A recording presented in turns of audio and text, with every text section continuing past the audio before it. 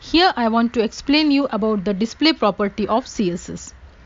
This property controls how any components of a web page, such as any link or any division or a heading tag or any other component, are displayed on a web page. There are various types of display properties such as inline, block inline and none. Inline means what? It displays an element as an inline element. It means whatever you want to set as a display property, that will be in line with the other part of the web page. Block means the display property will set the element inside a block. Block inline means the data will be in line with the other part of the web page, as well as it will be shown inside a block. It means that you can set the width and the height of the inline element.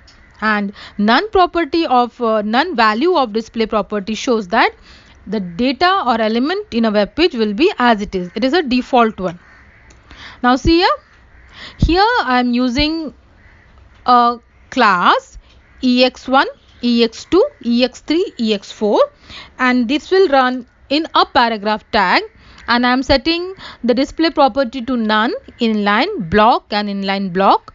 Okay, and when it will run, you can see that first statement, that is, it will be as it is. That's why I set it to none.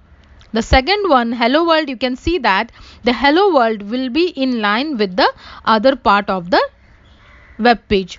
It means the hello world will be in line with the other part of a text. Then block value of display will display hello world inside a block, and inline block value of display will show that the data will be in line with the other part of the web page, as well as it will be inside the block.